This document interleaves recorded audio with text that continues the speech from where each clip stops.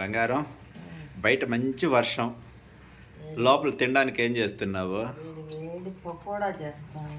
వేడి వేడి ఆనియన్ పకోడా. నూనె పోసావు, అందులోకి ఏమేమి వేస్తున్నావు?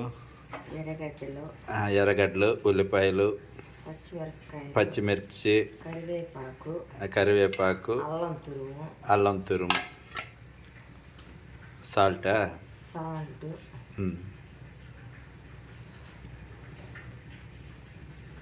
దానికి తోడుగా కొద్దిగా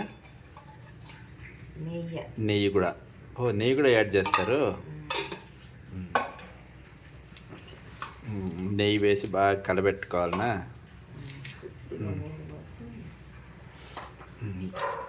కొద్దిగా వాటర్ వేసి అలా కలుపుకోవాలి.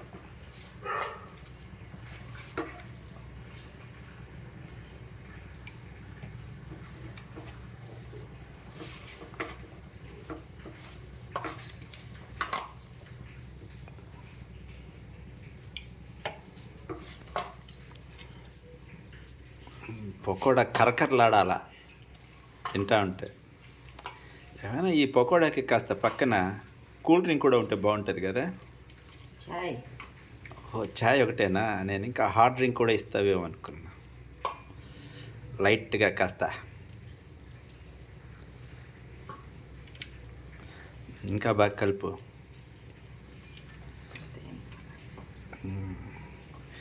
వేడి వేడి ఆనియన్ పకోడా చూసారా?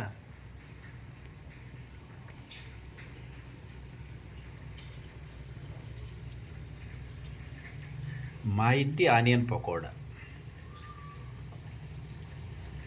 బస్ బండలు నిండిపోయింది.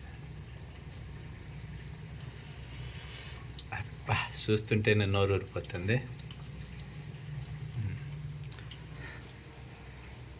బంగారం ఆ పక్కేంది? ఏదో చూపించు. ఒళ్ళు వేడి చేసిన వాళ్ళకి సగ్గు బియ్యం జావా. ఓ, ఇది ఈ కాలం ఉండాల్సింది కాదు, ఎప్పుడో పాతకాలంలో ఉండాల్సిన. ఎంతసేపు కషాయాలు అంటుంది, జావలు అంటుంది, మజ్జిగ తాగమంటుంది.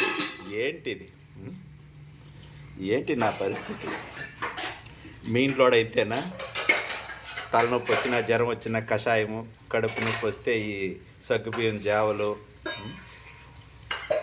ఇక చూద్దాం మీ ఇంట్లో ఎలా ఉంటారు, కామెంట్ చేయండి. ఇంకా కాలుతానే ఉంది పకోడా, ఆనియన్ పకోడా. రాగి జావా. రాగి జావ కాదు, సగ్గుబియ్యం జావా. వేడి భలే తగ్గిస్తుంది అప్ప ఇది ఏమైనా కూడా. సగ్గుబియ్యం జావ. ఇంకొద్ది కాలు నిప్ప, కలర్ రాని కాలు. పకోడా రెడీ. ఉల్లిపాయ పకోడా ఇంకా ఉందా వేయడానికి? ఒకరోజు తిని చూసి చెప్పు. బాగుందా? సూపరా? మేము తినచ్చా? అది కూడా వేసే బంగారం.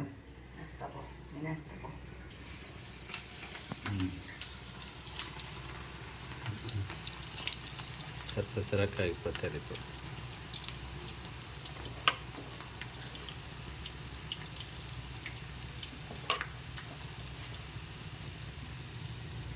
మా కోసం ఎంత కష్టపడుతున్నావు బంగారం. చెమటలు చూడు. థ్యాంక్స్. మీ ఇళ్ళల్లో కూడా ఈ మరి మంచి వాన పడేటప్పుడు ఇలా పకోడా చేసుకొని, ఉల్లిపాయ పకోడా తింటారా? Boy friends.